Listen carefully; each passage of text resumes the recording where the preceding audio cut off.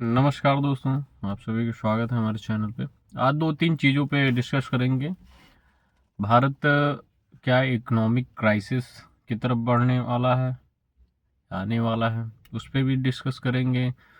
सरकार ने दो तीन चीज़ें जो बार बार अपने स्टेज से प्रधानमंत्री मोदी ने जनता से अपील किया, उसके बारे में भी चर्चा कर लेंगे कि क्या हो रहा है और क्या तेल की कीमतें बढ़ने वाली हैं, इस पे भी चर्चा करेंगे। दो तीन मुद्दे हैं और सही लगे तो आप लोग भी कमेंट ज़रूर करिएगा। तो पहले देख लेते हैं, प्रधानमंत्री बार बार अपील कर रहे हैं कि पेट्रोल का कम उपयोग करिए, तेल बचाइए, गोल्ड कम खरीदिए, विदेशी मुद्रा को बचाने की कोशिश किया जा रहा है कि ताकि विदेशी मुद्रा का भंडार बना रहे और जीडीपी ग्रोथ जो था हम लोगों का वो भी बार बार बताया जा रहा है कि करीब 1 पॉइंट नीचे आने के चांसेस हैं। उस पर भी देख लेते हैं, क्या बयान आ रहे हैं उस पर भी देख लेते हैं। पहला देख लेते हैं, बार बार प्रधानमंत्री के द्वारा एक अपील किया जा रहा है पब्लिक को। तो सबसे पहले उस अपील पे पॉलिटिशियन को ही करना चाहिए। अगर आप आसपास अपने देख लेंगे तो हमेशा देखिए, जब भी नोटबंदी हुआ तो भी आम नागरिक को ही परेशानी हुई। कोविड आया तो भी आम नागरिक ही सबसे ज़्यादा प्रभावित हुआ। पॉलिटिशियन पे तो बहुत ज़्यादा असर पड़ने से रहा। आज भी देखेंगे, न्यूज़ में भी आप लोग देखेंगे कि जितनी भी गाड़ियां चल रही थीं उतनी ही गाड़ियां प्रधानमंत्री की अपील के बाद भी चले। प्रधानमंत्री ने 2 गाड़ियां लगाए, हालांकि वो अपनी सुरक्षा के लिए उनके और ठीक नहीं है, लेकिन वो अपनी तरफ से दिशा निर्देश दे रहे हैं कि आप लोग भी तेल को बचाने की कोशिश करिए। मुख्यमंत्री और जो भी कुछ पॉलिटिशियन भी, कुछ जजेस के भी आए हैं, जो कुछ जजेस तो साइकिल से जाते हुए देखे गए हैं, न्यूज़ में दिखा रहा था। और मुख्यमंत्री भी अपने काफिले से कुछ गाड़ियों को कम किए हैं। लेकिन अगर लोकल तौर पे देखा जाए, अगर लोकल तौर पे देखेंगे तो बहुत ज़्यादा अंतर नहीं है। अगर देखा जाए तो लोकल तौर पे विधायक और सांसद या और अदर क्षेत्रों में देखा जाए तो वो उनके काफिले से गाड़ियाँ कुछ भी कम नहीं हुई हैं। पब्लिक से ही कॉम्प्रोमाइज़ करने के लिए हमेशा कहा जाता है, करना भी है और कोई ऑप्शन भी नहीं है। दूसरी चीज़ पे देख लेते हैं, क्या इकोनॉमिक क्राइसिस की तरफ बढ़ने वाला है। तो अगर पहले भी, अभी देखिए बंगाल चुनाव से पहले ऐसी सारी चीज़ें सरकार के द्वारा अनाउंस की गई थी कि ऐसी कोई बात नहीं, मेरे पास सारी चीज़ें हैं।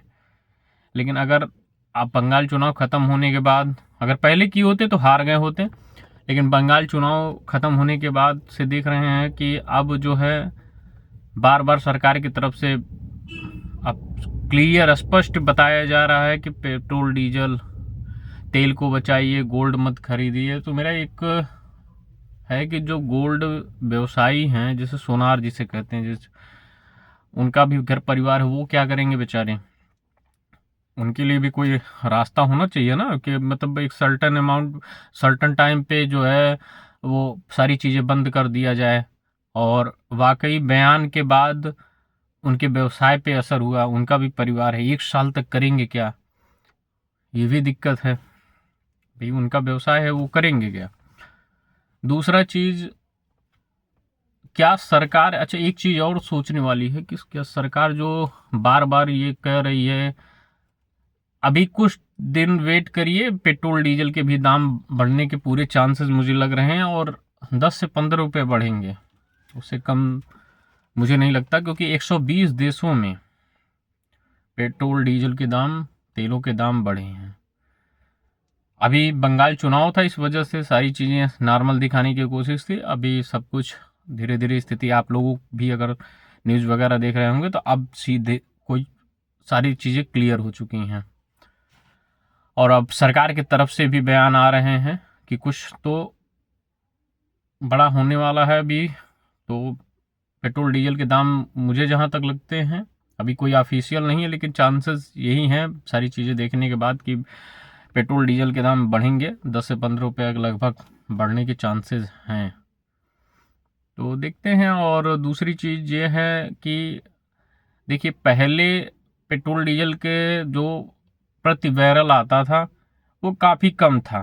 तो क्या अगर अभी बढ़ रहे हैं, मान लीजिए अगर तेल के दाम बढ़ जा रहे हैं, उसके बाद अगर सब कुछ सामान्य हो गया, मिडिल ईस्ट में सब कुछ स्थिति सामान्य हो गई, फिर से क्रूड ऑयल के दाम घट जाएंगे, तो क्या आप लोग उम्मीद करते हैं कि फिर पेट्रोल डीजल के दाम कम होंगे? नहीं कम होंगे। एक बार आप लोग याद कर लीजिए कि अगर एक बार किसी चीज़ के दाम बढ़ गए तो वो कम नहीं होंगे।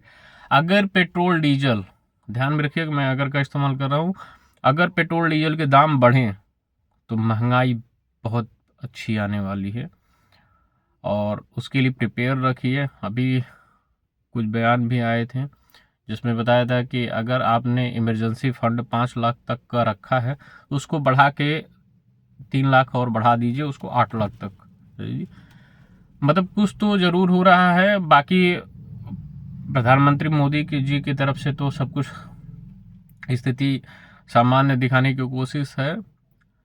उनके मंत्री विधायक, उनके मंत्रियों के द्वारा बार बार यही बताया जा रहा है कि मेरे पास 30 दिन का बैकअप है।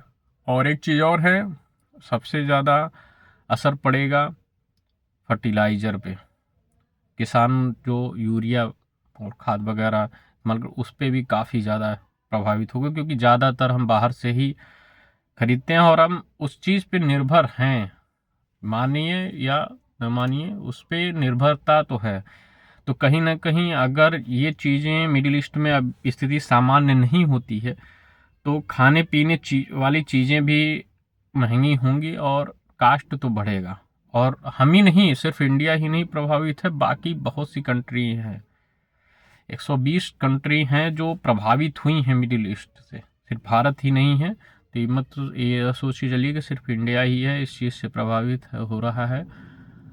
जब तक स्थिति सामान्य नहीं होगी तब तक चीज़ें, और अगर और लंबा खिंच गया युद्ध तो फिर चीज़ें और थोड़ी सी डिफ़िकल्ट होने की संभावना है। प्रधानमंत्री मोदी द्वारा बार बार ये अपील किया गया है। उन्होंने अपना अभी न्यूज़ में ही दिखा रहा था कि 2 गाड़ियों से वो जा रहे हैं, अमित शाह जी भी जा रहे हैं, मुख्यमंत्री,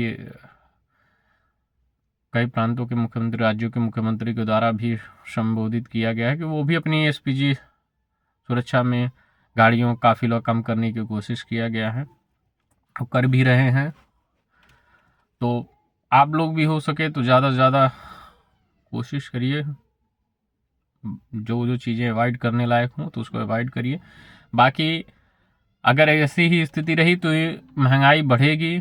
महंगाई के साथ साथ पेट्रोल डीजल तो प्रभावित होगा ही। अगर महंगा हुआ तो महंगाई एक बैग बढ़ेगी, क्योंकि सारी चीज़ें ट्रांसपोर्ट पे ही डिपेंड करती हैं, ये आप लोगों को भी पता है।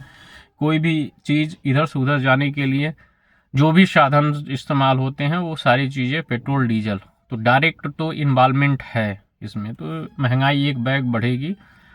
और तेल के दाम भी चांसेस हैं कि आज नहीं तो कल, क्योंकि बयान भी मैं पर डे न्यूज़ आप लोग भी देख रहे होंगे कि पर डे तेल कंपनियों का कहना है कि 1000 करोड़ पर डे उनका नुकसान हो रहा है। हालांकि उन्होंने जब प्राइस सस्ता था क्रूड ऑयल का तो भी दाम, हम लोगों का जो पेट्रोल डीजल के दाम बढ़े थे उस समय, वो कम नहीं हुए हैं। तो उस समय तो उन लोगों ने अच्छा खासा अथक के कमाया भी। और इधर कुछ दिनों से जब से ये सब चीज़ें स्थिति थोड़ी सी गंभीर हुई हैं तो अब नुकसान भी तो सहेंगे।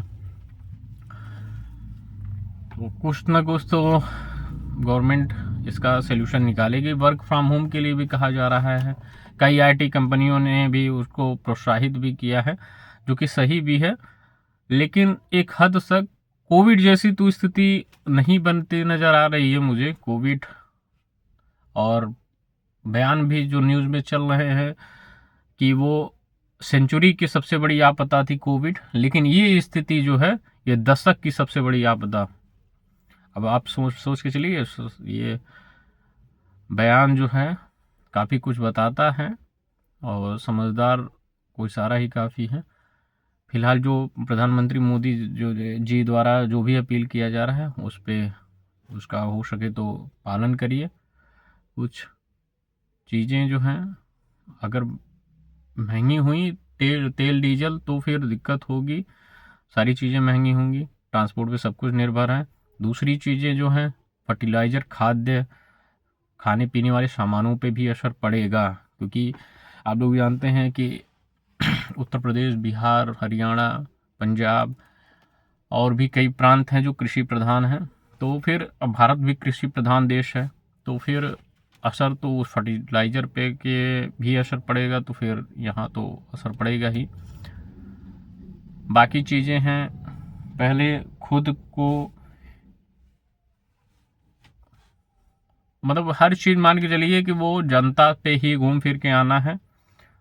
और हमेशा से जो भी कोविड हुआ तो वही आम नागरिक ही सबसे ज़्यादा परेशान हुआ, नोटबंदी हुई तो वो भी आम नागरिक ही परेशान हुआ। तो इसमें भी मान के चलिए अगर कुछ भी चीज़ें महंगाई वगैरह होगी तो आम नागरिक ही परेशान होगा, क्योंकि अगर इधर तो महंगाई तो बढ़ी है फिलहाल, अगर समझदार हैं।